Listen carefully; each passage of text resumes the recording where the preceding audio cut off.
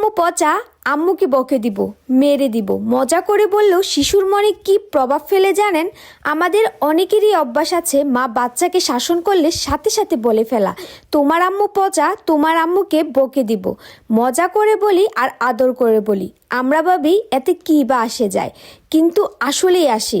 এই একটা লাইন শিশুর মনে তার মায়ের সম্মান নিয়ে প্রশ্ন তুলতে পারে।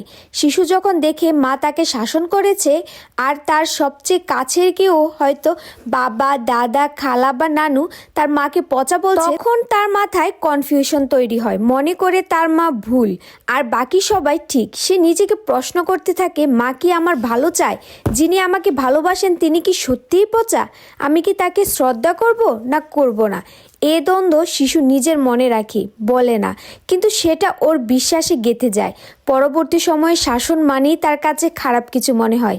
সে ভাবে সে যা করছে তাই ঠিক, মা যা করছে তাই ভুল। আমরা সবাই জানি মা কখনো তার সন্তানের খারাপ চায় না। এই ধারণাটা সন্তানের মনেও যেন ধারণ করে রাখি। তাই মা শাসন করার সময় মায়ের সিদ্ধান্তকে সম্মান করুন। মা শাসন করলে বলুন, মা ঠিকই বলছে। শিশুর সামনে এই ধরনের নেতিবাচক মজা এড়িয়ে চলুন। মজার ছলেও পচা, বকা দেব, খারাপ শব্দগুলো এড়িয়ে চলুন। আপনার যদি মনে হয় মা ভুল করছে বা শাসন করা ঠিক হচ্ছে না, তারপরও সন্তানের সামনে চুপ থাকুন। বরং সন্তানের সামনে বলুন, মা তোমার ভালো চায় তাই শাসন করেছে। মাকে কিছু বলতে হলে আলাদা করে বলুন, সন্তানের সামনে নয়। এতে করে সন্তানের মনে সবার জন্য সমান সম্মান থাকবে। শিশুদের শেখানোটা শুধু বই আর স্কুলেই সীমাবদ্ধ না। আমাদের প্রতিটি আচরণ, প্রতিটি শব্দ তাদের মন গড়ে তোলে।